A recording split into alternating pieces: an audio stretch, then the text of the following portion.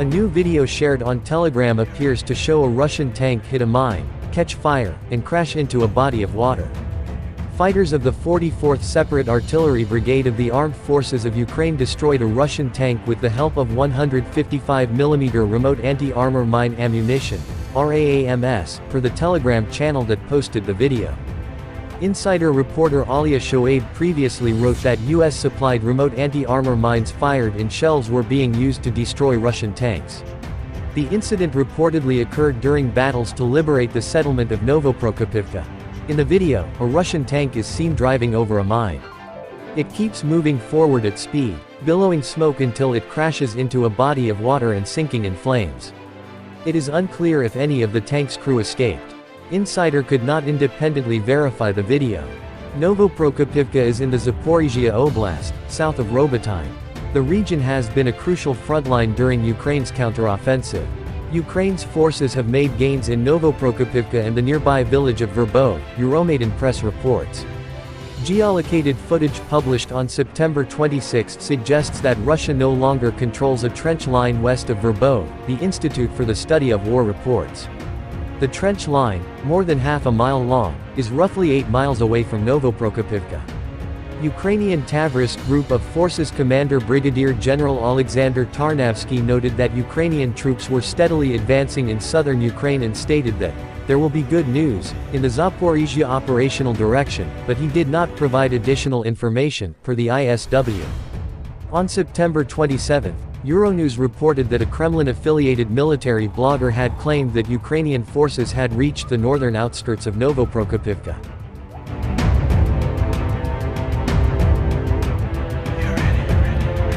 Russia lost 440 military personnel and 30 artillery systems in the previous 24 hours, according to the latest figures released by Ukrainian officials. The total number of artillery systems lost by Moscow's forces so far in the war is 6,477. The total number of Russian military personnel killed is 278,570. The General Staff of the Armed Forces of Ukraine revealed its most recent assessment of Russian military losses in an October 1 post shared on its official Facebook page. According to the Ukrainian military, 11 tanks were also lost in the same 24-hour period, bringing the total number to 4,702 since Moscow launched its full-scale invasion of Ukraine on February 24, 2022. It added a single Russian aircraft was also lost, bringing the total to 316, not including helicopters. Newsweek has been unable to verify these figures. Both Ukraine and Russia have suffered significant losses as Kyiv continues to push on with its counteroffensive. Ukrainian President Volodymyr Zelensky said his military regained control of Klinchivka, a village southwest of Bakhmut last month, giving Ukraine a much-needed boost in its counteroffensive efforts.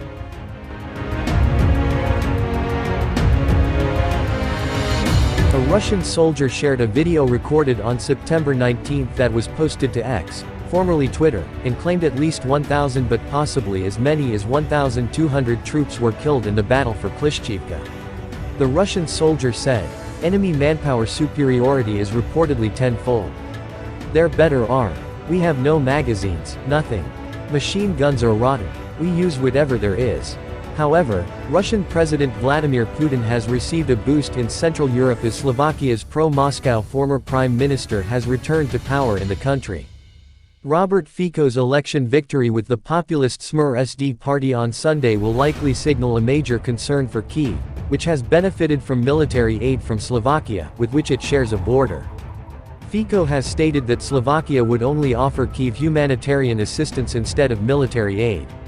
Slovakia and Poland have sent Soviet-era MiG-29 fighter jets to Ukraine, setting the precedent for Kyiv's allies to consider boosting the country's airpower with Western-made aircraft, particularly US-built F-16 fighter jets.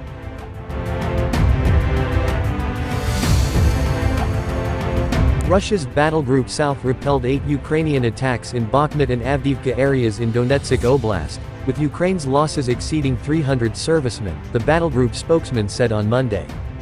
Battlegroup South units have repelled 8 attacks by Ukrainian assault groups in the Bakhmut and Avdiivka areas.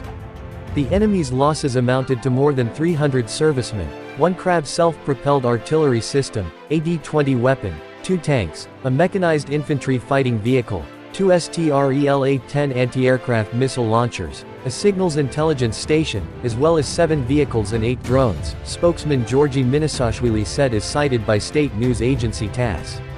He added that missile forces and artillery attacked 3 Ukrainian ammunition depots in Krasnohorivka, Bilohorivka and Kramatorsk, as well as troops of the 24th Mechanized Brigade's unit near Dzerzhinsk. The battle group in joint efforts with Russian military aviation destroyed a hangar with Ukrainian military equipment in the Donetsk area.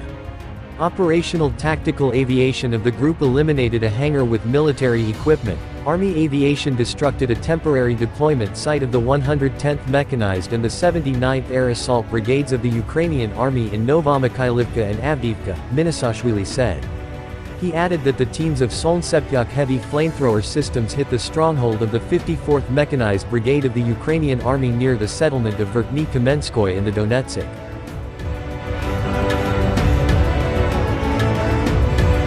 Russia has concentrated more than 10,000 personnel in Bakhmut and deployed tanks, motorized rifles, and landing regiments there, Ukraine's armed forces said on Sunday.